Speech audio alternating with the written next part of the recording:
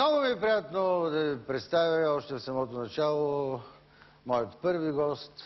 Една жена, която не е толкова популярна, колкото някои наши звезди. Работи повечето време в чужбина, но това, което прави, може да прави само тя. И мисля, че може би още много малко единици хора в този свят. Уважаеми дами и господа, уважаеми телевизионни зрители, Вили Кожухарова!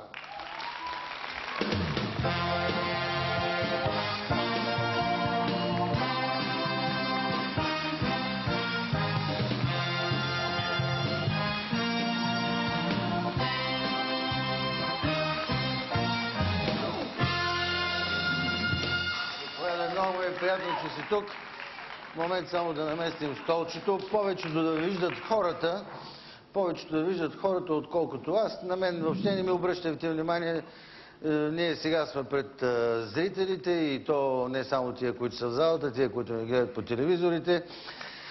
Първото нещо, което искам да ви запитам веднага, така просто, аз съм изненадан на хора, които се занимават с тази професия, как успяват толкова така да бъдат дисциплинирани и наистина да запазят фигурата, не само женската имам предвид, но и мъжката. Има доста хора, които успяват да я запазят за дълго време, красива и такава, каквато даже, така, да не кажа, но нека бъдем откровени, всички искаме да имаме хубави фигури, но това сигурно става трудно.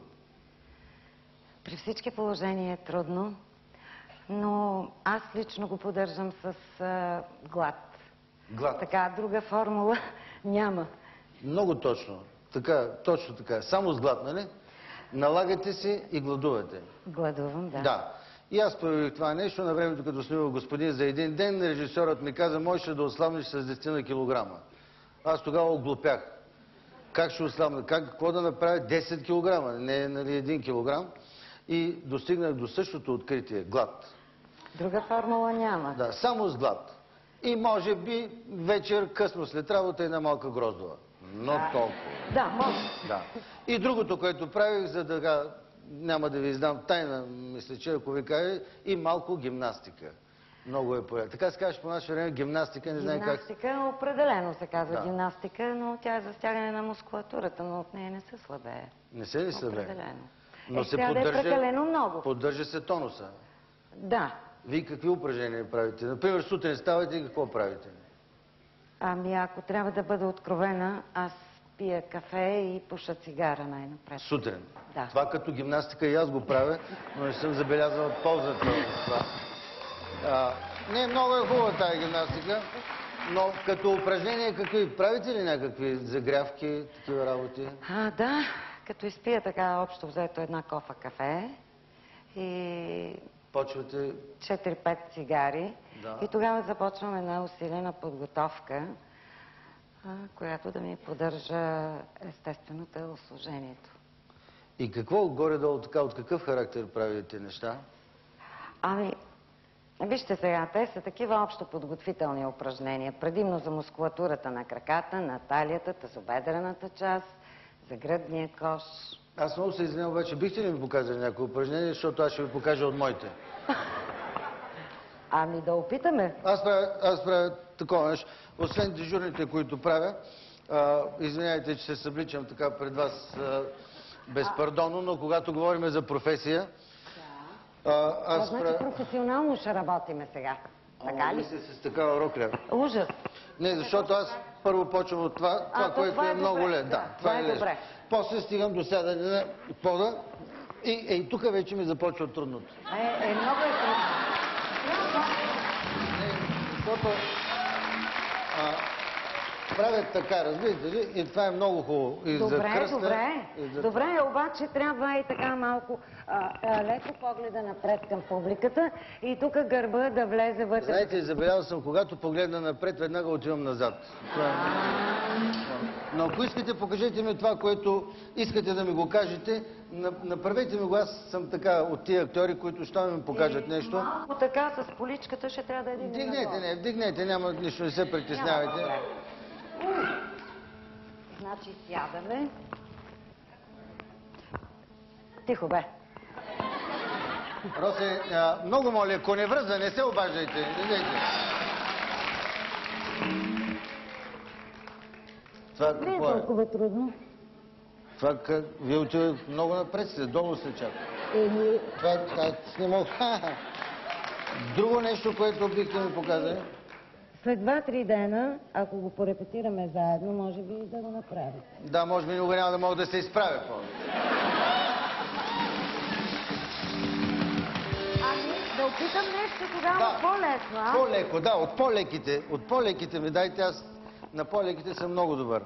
Тук микрофончето казахте, че е по-ефтино от вашето, значи мога да го счупа. Не дайте да имате притеснение за микрофоните, ние без това сме зле с озвучаването. Добре. Чакайте да го преместя малко така по-насам. Да, това, което показвате е достатъчно така нагледно, за да има нужда да се чува. Добре. Не, да не го щупа. Това се притеснявам. Само да ви видя. Да, това го правя много хубаво. Добре. Така ли? От тук. Супер!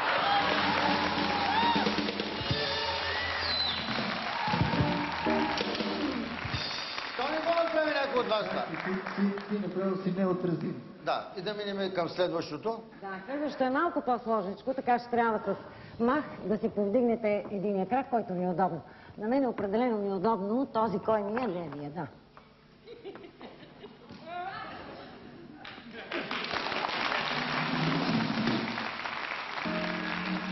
Така не успях да повреда микрофона, надявам се. Страшното е, че се изправихте. Аз това, ако го направя, така ще се остана за цял живот. Но лошото е, че при вас в тая поза, в която бяхте финалната, чай как беше тя, това е красиво, при мен сигурно ще бъде тъжно. Ръцете така и го правя. Така и с мах с единия крак. Направи. Хубаво беше. Добре. Тогава аз ви предлагам нещо. Сега ще ви го кажа на ухо. Да. Смятам да оставя моя партньор и да ви смена с него. Да пътуваме в чужбина. За чужбина аз съм винаги готов, обаче какво ще правим оттам Ето нататък? какво. Просто идвате така. Аз заставам така до вас. Тремоло, ако обича капелата. Тремоло, ако имате. Супер. Ето ги това.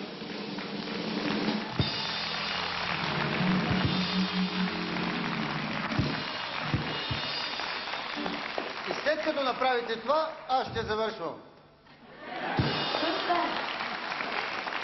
Аз исках така нещо повече да покажете на публиката, защото когато съм ви гледал, съм се чудил как могат да стават тия неща, а вие сте твърде, така бих казал, добре облечена, да не кажа, че сте преоблечена. Да, така и по костюм взех да си ходя, защото тук времената в България е много тежки. Че да знам аз къде ще паднат парите. Ето на. Мислите, от тук нищо няма да падне, може да бъдете сигурни.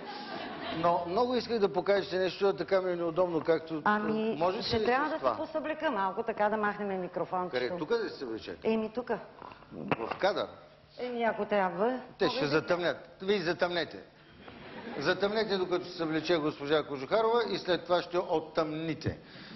Така, значи почваме. Мога ли да ви помогам нещо? Може копчето, ако... Треперието е малко пръстите, но това е от възрастта. И на мене ми трепери всичко. Това го оставете тук. Така. Никога това бюро такова нещо не му се е случвало.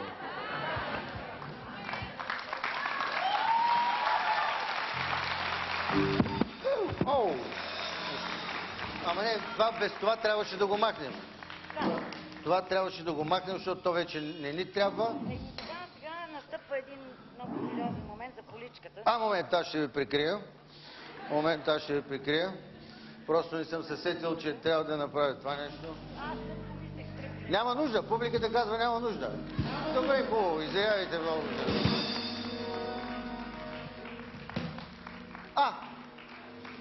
Аз не очаквах, че до тук ще стигнем, но мисля, че е добре.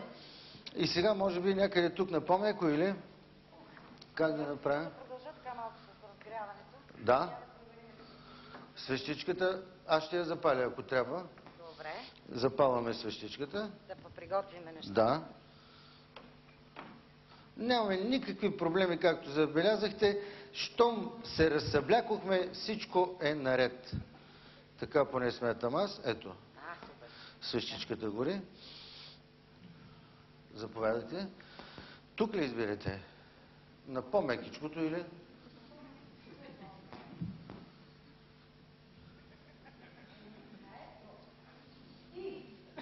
Да, заповядайте, да. Те броят обикновено 1, 2, 3, което така и не мога да разбера за кого го правят, защото винаги започват грешно.